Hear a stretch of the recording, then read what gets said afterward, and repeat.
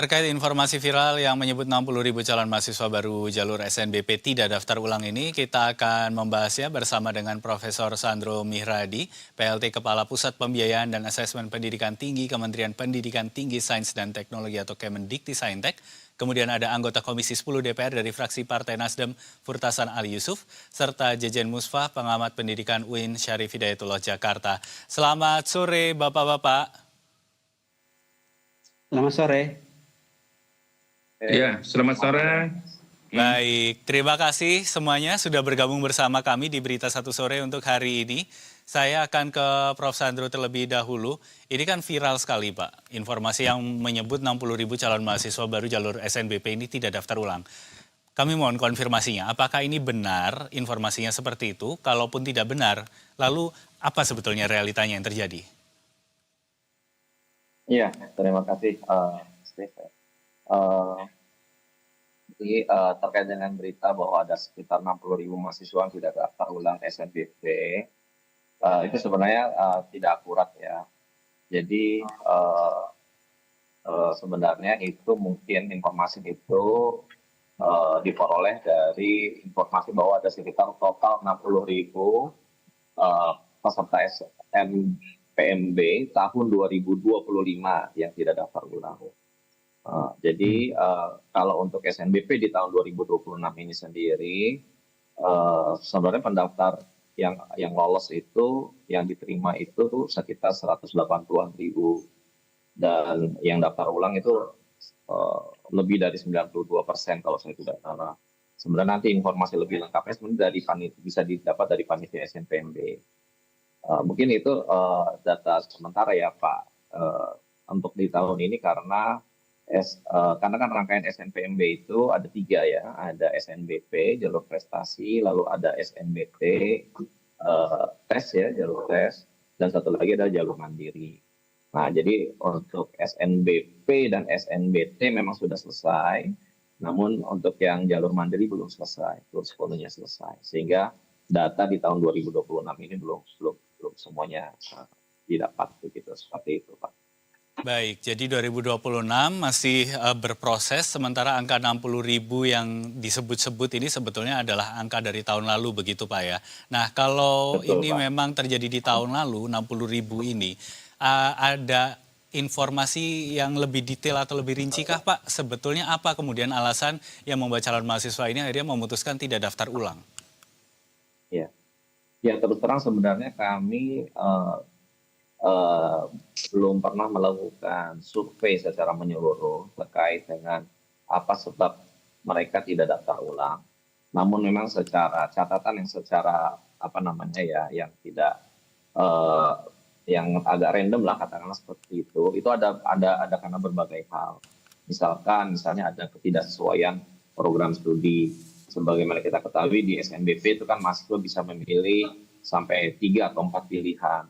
Jadi boleh jadi memang banyak yang pilihan ketiga dan pilihan keempat yang akhirnya tidak memutuskan tidak daftar ulang dan akan memilih untuk masuk lewat jalur mandiri.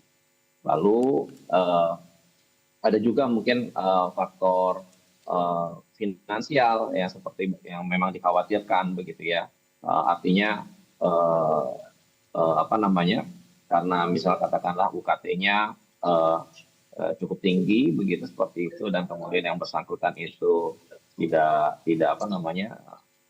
memiliki kemampuan begitu ya untuk bisa memenuhi itu, akhirnya tidak daftar ulang. Nah, namun kalau kami melihat ya Bapak, dari ketiga jenis jalur tadi, SNBP, lalu kemudian SNBT dan juga jalur mandiri, sebenarnya proporsi yang paling banyak tidak daftar ulang itu ada di jalur mandiri. Yang memang kita ketahui di jalur mandiri ini memang ada komponen-komponen biaya yang memang lebih tinggi begitu ya, atau dibandingkan dengan jalur SNBP maupun SNBT. Demikian Pak. Baik, kalau begitu saya beralih ke Pak Furtasan terlebih dahulu. Sekarang Pak Furtasan, kita sudah mendengar informasinya tadi disampaikan oleh Prof. Sandro, 60.000 ini memang betul, tapi di tahun 2025. Dan tadi juga sudah diceritakan juga begitu, apa alasannya kemudian calon mahasiswa biasanya memutuskan tidak daftar ulang. Anda sebagai anggota DPR menanggapi informasi ini seperti apa Pak Furtasan? Ya, baik, terima kasih Mas. Pertama, betul itu data ini itu adalah data tahun 2025. Jadi itu adalah akumulasi ya. Sementara tahun 2026 ini kan masih berproses, belum berjalan ya. Nah, tetapi dari ketiga jalur yang ada, yaitu adalah SNBP ini ternyata juga tingkat daftar ulangnya cukup tinggi sebetulnya, sekitar 92%. Jadi hanya sekitar 8% saja yang tidak mendaftar sebetulnya. Tidak daftar ulang ya. Nah, faktornya ada beberapa hal sih sebetulnya. Pertama, tadi sudah disampaikan, yaitu persoalan ekonomi ya muncul. Oleh karenanya di sini pemerintah wajib hadir ya, menyelesaikan persoalan masalah faktor ekonomi ini. Yang kedua, faktor jurusan biasanya. Nah, jurusan ini pada saat pemilihan pertama biasanya dia tidak cocok walaupun diterima. Makanya dia milih alternatif masuk ke gelombang kedua dan ketiga dan seterusnya. Nah, itu berharap adalah supaya bisa dipilih. Nah, yang berikutnya ini adalah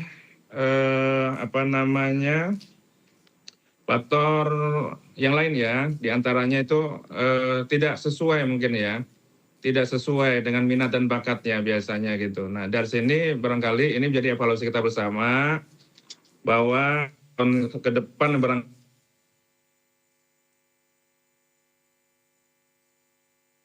Pak Furtasan, masih bersama kami?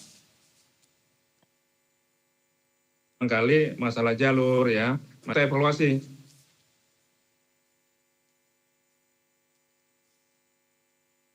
Baik, kalau begitu kita akan beralih sebentar sembari memperbaiki koneksi dengan Pak Furtasan. Kita Ya, akan coba sudah untuk sapa nyambung? kembali. Pak Furtasan, silakan lanjutkan pendapat Anda, Pak. Iya, tadi sudah saya sampaikan. Kendalanya itu biasanya kalau kenapa ini untuk yang 2026 masih proses ya Mas ya. Betul. Tapi untuk 2025 sebetulnya yang SNBT itu tingkat daftar ulangnya cukup tinggi. Yaitu saya punya data sekitar 92%. Ada sekitar hanya 8% saja yang tidak daftar ulang. Baik. Tapi menurut saya data yang 8% ini juga menurut saya perlu menjadi perhatian bersama. Ya. Baik. Nah, faktornya banyak sih. Pertama soal ekonomi udah pastilah itu ya, gitu.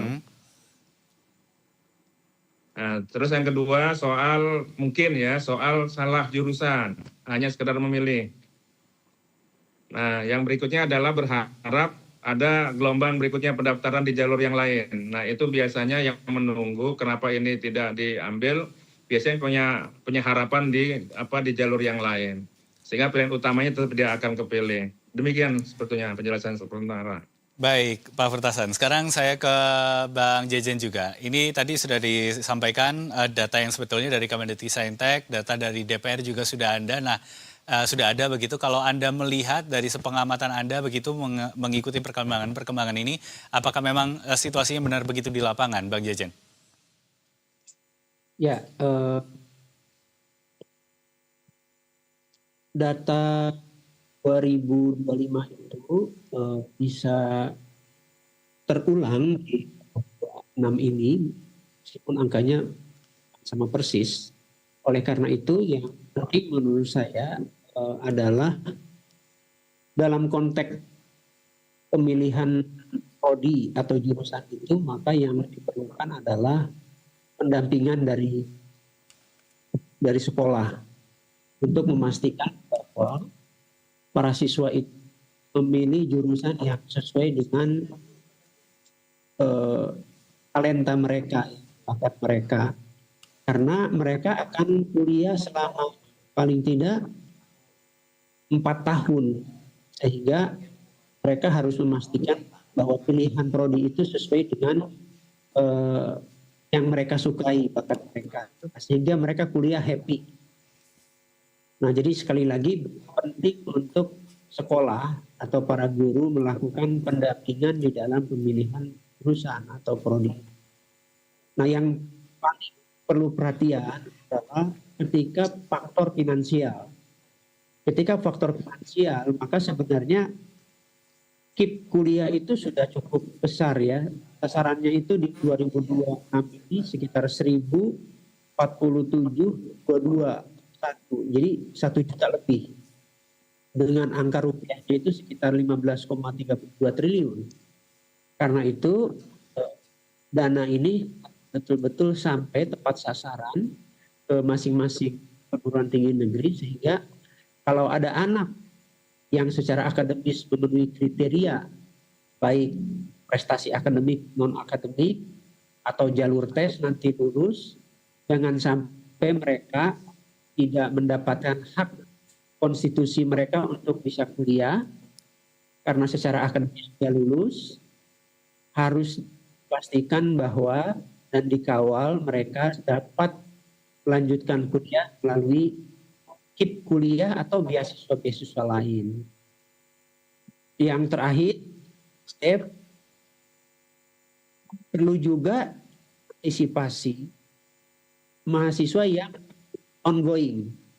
Banyak kasus di mana setelah kuliah berjalan 2 semester, 4 semester, 6 semester, mereka berhenti. Mungkin Pak Purtasan punya pengalaman di dapil masing-masing. Jadi kita juga perlu mengawal penyelesaian studi bagi mahasiswa-mahasiswa yang memang secara ekonomi itu masuk ke desil 1 sampai 4. Demikian Mas Dep. Baik, kalau begitu kita kembali ke Prof. Sandro. Ini sudah dibahas juga begitu, sepertinya faktor ekonomi jadi salah satu hambatan terbesar. Padahal juga sudah ada program KIP kuliah begitu ya. Nah, ini apa yang kemudian akan dilakukan oleh Kemendikti-Saintek untuk bisa memastikan calon mahasiswa ataupun mahasiswa yang sudah berproses ini tidak mendapatkan hambatan untuk menjalankan aktivitas pendidikannya di perguruan tinggi? Ya, baik. Terima kasih, Mas. Jadi pertama benar, memang saat ini pemerintah itu sudah memiliki program KIP kuliah yang memang alokasinya sudah cukup sangat besar ya. Tadi sudah disampaikan lebih dari 15 triliun. Dengan saat ini dengan target penerima lebih dari 1 juta ya, 1.047.000 orang. Dan sebenarnya jumlah ini sudah meningkat hampir 100% Mas dibandingkan di tahun 2020. Di tahun 2020 total penerima KIP kuliah itu 500 ribuan. Nah sekarang di 2026, 2025 dan 2026 itu penerimanya sudah sekitar 1.047.000. Jadi sebenarnya dari posisi ini kita bisa melihat bahwa kita memang paham bahwa masih cukup banyak masyarakat ya yang memiliki keterbatasan ya, ekonomi ya khususnya, dan mereka ingin melanjutkan kuliah. Karena itu kita coba tingkatkan begitu ya jumlah atau kuota KIP kuliah ini. Nah pertanyaan ini apakah cukup atau tidak? Nah kalau di lapangan sebenarnya kalau jujur ini sebenarnya tidak cukup, jumlah sebesar ini pun masih kurang cukup sebenarnya. Karena kondisi ekonomi kita tahu saat ini memang agak berat begitu ya, sehingga jumlah walaupun sudah sebesar ini pun juga sebenarnya kurang cukup. Nah, apa yang dilakukan oleh kami di sini ada beberapa hal ya. Yang pertama kita memohon kerjasama ya, minta kerjasama dari perguruan tinggi negeri ya untuk bisa sharing the burden ya, istilahnya sama-sama memikul beban ini dalam hal memberikan atau mengalokasikan UKT 1 dan 2 ya secara khusus bagi mereka yang kurang mampu. Ya. Nah ini sebenarnya sudah dilakukan Mas Dev ya. Jadi kalau kita lihat berapa banyak saat ini alokasi UKT 1 dan UKT 2 ini kalau dijumlahkan ya dengan yang KIPK ini totalnya sudah 25% dari keseluruhan mahasiswa begitu. Jadi yang mendapatkan KIP kuliah kemudian kelompok UKT 1 dan kelompok UKT 2 secara nasional, ini jumlahnya sudah 25% lebih. Gitu. Nah, kemudian yang kedua adalah kami di sini tentu saja juga mengajak peran serta masyarakat untuk bisa berkontribusi, apakah itu nanti dari yayasan begitu ya, ikatan-ikatan alumni dari CSA perusahaan dan sebagainya untuk berkontribusi membantu memberikan beasiswa. Di luar itu kami juga sedang merancang saat ini skema beasiswa yang sifatnya beasiswa parsial, yang harapannya ini sedikit banyak bisa membantu khususnya mereka yang dalam di kondisi pas-pasan ya, kira-kira seperti itu, yang memang jumlahnya memang masih cukup banyak. Demikian mungkin Pak.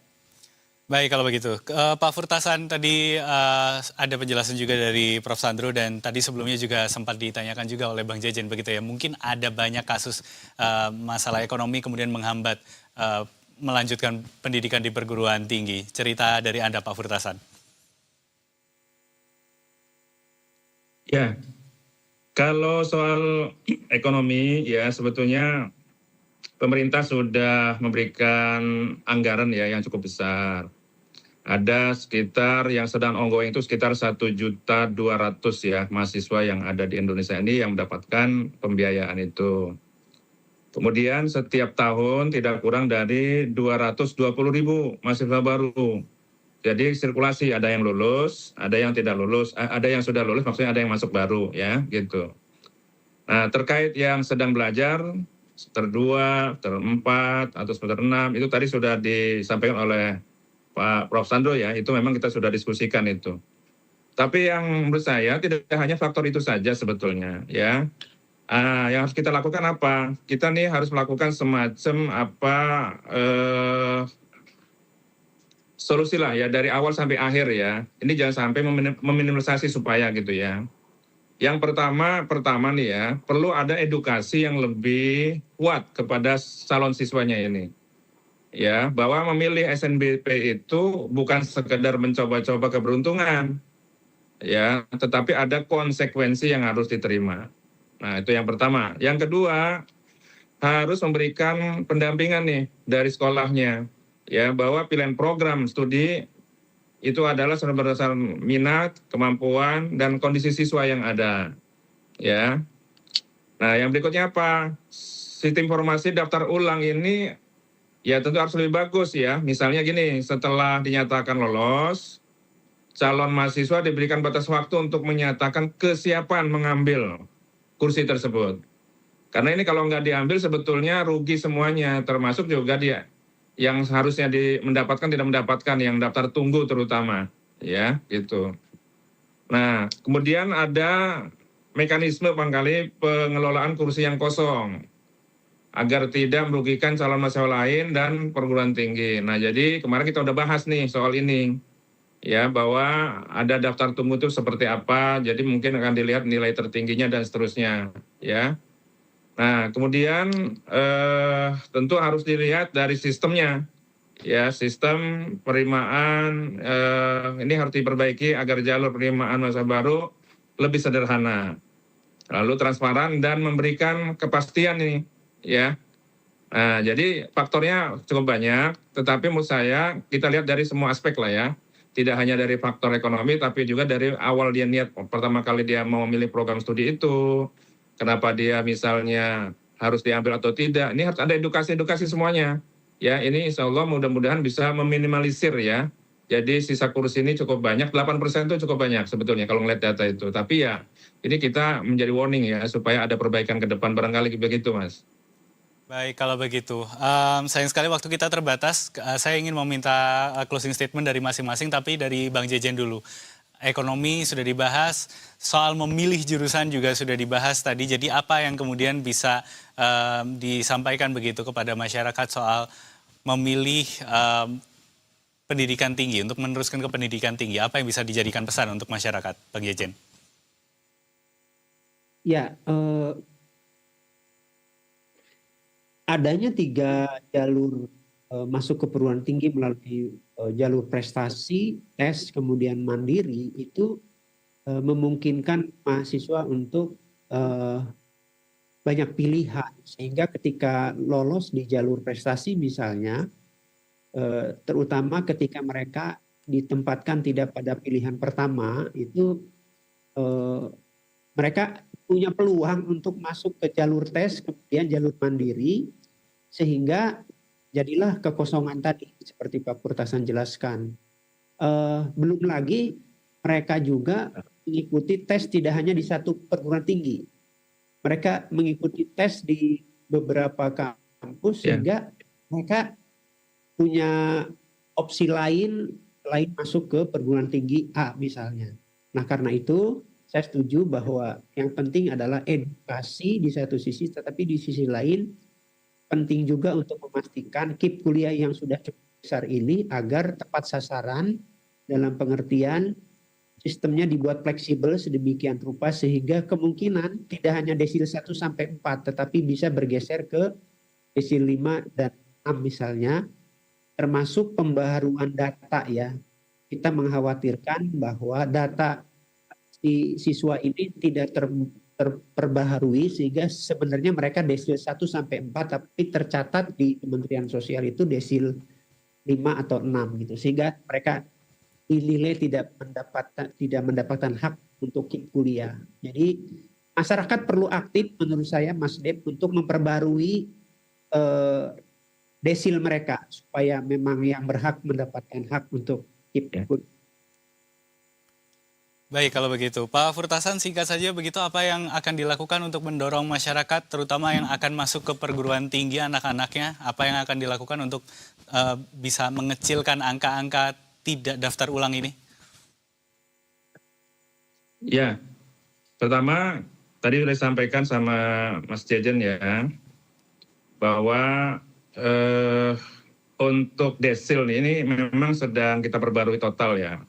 Sekarang sudah ada instruksi Presiden, memang itu mewajibkan masuk desil 1, 2, 3, 4 ya. Begitu Prof. Sandro gitu juga ya, gitu. Kemudian ada usulan bagaimana caranya supaya kita naikin ke 5 ke 6 ya, terutama untuk yang baru ya. Nah, ini masih memungkinkan. Tapi yang sudah berjalan tadi sudah disampaikan ada solusinya ya oleh Prof. Sandro tadi. Jadi apa nama istilahnya tadi? Ya, pembiayaan yang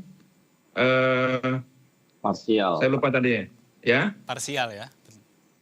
Yang parsial betul ya. Nah, itu tadi sudah ada solusinya gitu. Jadi insya Allah tahun ini mudah-mudahan ya kesalahan data itu sudah bisa kita minimalisir karena sistemnya sudah menggunakan DTSN, Data Tunggal Sosial Ekonomi Nasional. Nah, dalam tujuan seleksi penerimaan mahasiswa baru ini, memang ini bukan hanya mencari semata gitu ya, mencari siapa yang harus lolos sebetulnya. Tetapi juga memastikan siapa yang memang benar-benar siap menjadi mahasiswa ya dan memberikan kontribusi. Nah, sistem yang baik itu harus menciptakan keseimbangan sebetulnya antara hak calon mahasiswa untuk memilih dan tanggung jawab. Nah, ini soal tanggung jawab nih untuk menghargai kesempatan yang sudah diberikan. Karena tidak semua orang punya kesempatan yang sama sebetulnya. Ini sudah rezekinya sebetulnya. Cuma karena nggak diambil mungkin karena tidak sesuai dengan minat dan bakatnya tadi. Tadi Pak Jejen sudah menjelaskan ada kesempatan, ada peluang tes di tempat yang lain. Itu nah, yang paling mengganggu sebetulnya adalah PTKL sebetulnya, yang kedinasan-kedinasan. Nah, sebesar UI saja, sebesar ITB, Unpad, UGM waktu rapat kemarin, itu dia mengeluh. Ya, ada mahasiswa yang tidak masuk, daftar ulang tidak, itu karena faktor diterima di perguruan tinggi kedinasan. Baik. Nah, karena mereka ini sudah memberikan kejaminan kira-kira begitu. Kalau di perguruan tinggi yang lain tuh hanya belajar tempat belajar aja, prestasi dan prestise di perguruan tinggi besar. Begitu saya kira, ya Mas. Baik, kalau begitu. Terakhir Prof. Sandro, penutup dari Anda terkait ini sedikit saja begitu.